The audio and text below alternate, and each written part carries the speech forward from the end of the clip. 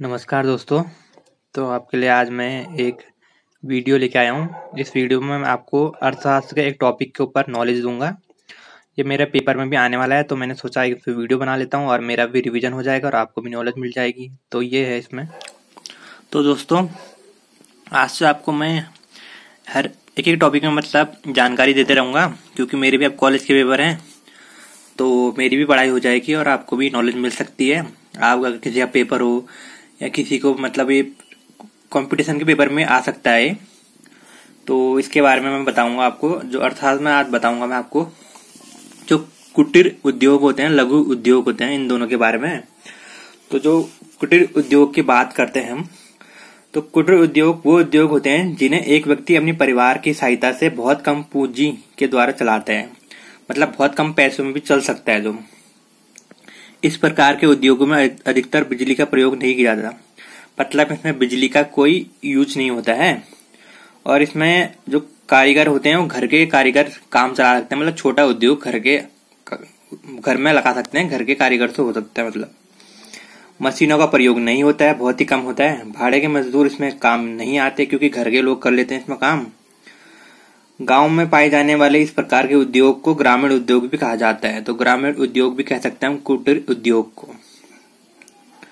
और अब लघु उद्योग की बात करेंगे, तो लघु उद्योग की परिभाषा विभिन्न आधारों पर की गई है, परंतु मार्च 1999 से लघु उद्योग में उन सभी कारखानों को शामिल किया है जिसमें 1 करोड़ तक की बड़ी पूंजी का निवेश हुआ था। तो 1999 के बाद जिन कारखाना उद्योगों में 1 करोड़ तक का निवेश हुआ रहता है, उनको हम लघु उद्योग कहेंगे। पहले ये सीमा थी 3 करोड़ की थी, अब 1 करोड़ कर दिए। अति लघु उद्योगों की पूंजी सीमा 5 लाख से बढ़ाकर 25 लाख कर दी गई है। तो लघु उद्योग में भाड़े के मजदूरों को रखा जाता है, मशीनों का प्रयोग किया जाता है। मशीन बिजली से चलाई जाती है, जैसे अंबाला में वैज्ञानिक यंत्र बनाने के कारखाने, पानीपत में दरी तथा चादरें बनाने के कारखाने तथा लुधियाने में औजारों बनाने के कारखाने लघु उद्योग के उदाहरण हैं। तो ये था हमारा कुटीर उद्योग और लघु उद्योग। तो इनमें अंतर देखते हैं हम। तो कुटीर उद्योग है कम पूंजी लगती है, और लघु उद्योग में उसके उल्टा अधिक पूंजी लगेगी। कुटीर उद्योग में अधिकतर गांव के लोग होते हैं, जबकि लघु उद्योग में अधिकतर शहर के लोग लगे होते हैं। कुटीर उद्योग में भाड़े के मजदूर की आवश्यकता नहीं होती, लेकिन लघु उद्योग में भाड़े के मजदूर होते हैं। कुटीर उद्योग में प्राय मशीन प्रयोग नहीं होती, जबकि लघु उद्योग में मशीन यूज होगी। उसका उल्टा हो जाएगा, सीधे ही। कुटीर उद्योग प्राय स्थानीय आवश्यकता को पूरा करता है, जबकि लघु उद्योग बड़ी मात्रा में उत्पादन करता है और बड़ी क्षेत्रीय मांग पूरी करता है। कुटीर उद्योग कारीगरों के घर पे ही चला जाता है, जबकि लघु उद्योग कारीगर को घर पे नहीं चला सकते। और कुटीर उद्योग में बिजली का प्रयोग नहीं होता, तो लघु उद्योग में इसका प्रयोग अधिक होता है। तो यही कुछ इसकी बोलते हैं वो है अंतर है। तो अब हम देख लेते हैं, जो हमारा चौथा पॉइंट है, भारतीय अर्थव्यवस्था में इन उद्योगों का महत्व देख लेते हैं। अंतर हमने देख लिया और कुटीर उद्योग लघु उद्योग की परिभाषा देख ली। तो धन का समान बंटवारा, इन उद्योगों के फलस्वरूप देश में धन के समान वितरण में मदद मिलती है। तो धन के बंटवारे में इनको अधिक मदद मिलती है, क्योंकि इन उद्योगों में लगी पूंजी अधिक लोगों के हाथ में केंद्रित होती है, इसलिए इनसे मिलने वाला लाभ अधिक लोगों में बांटा जाता है, जिससे आय के वितरण में समानता आने में मदद मिलती है। ठीक है।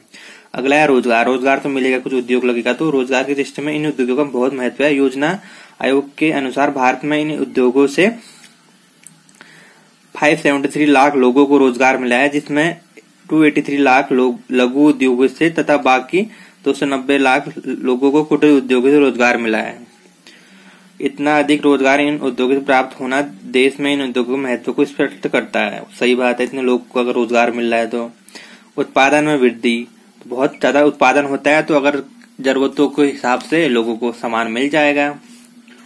जल्दी उत्पादन, लघु उद्योग से अंदर ही अंदर उत्पादन होगा छोटे छोटे क्षेत्रों में, तो छोटे छोटे क्षेत्रों की जो भी जरूरतें होंगी, जल्दी उत्पादन भी होगा, अगर टाइम पे सब चीज भी मिल जाएगा। औद्योगिक शांति, कुटीर व उद्योग का आकार प्राय छोटा होता है, इसलिए इन उद्योगों में काम करने वाले श्रमिकों का मालिक से प्रत्यक्ष संबंध होता है, जिससे फलस्वरूप श्रमिकों का शोषण नहीं हो पाता। तो ये भी अच्छी बात है। बड़े उद्योगों के पूरक, भारत में ये उद्योग बड़े उद्योगों के पूरक होते हैं, क्योंकि इन उद्योगों द्वारा बड़े उद्योगों में काम आने वाले छोटे पुर्जे बनाते हैं, जैसे घड़ियां, मोटर आदि छोटे छोटे पुर्जे इन द्वारा बनाते हैं। जो बड़ी उद्योग होते हैं उनमें जो सामान लग गया वो इसके द्वारा बनाया जाता है। और इसमें किसी पर जनसंख्या कम दबाव होगा, इसमें आयात में कम निर्भर रहेंगे हम लोग। तो ये जो इसकी थी मेन थी।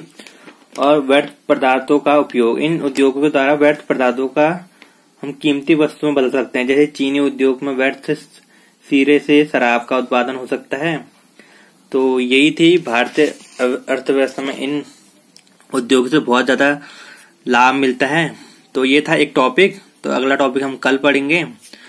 तो बाकी देखते रहिए, आपको अच्छा लगा तो ठीक है, नहीं तो जो जिसकी पेपर में आने वाला उसको आप शेयर कर सकते हैं।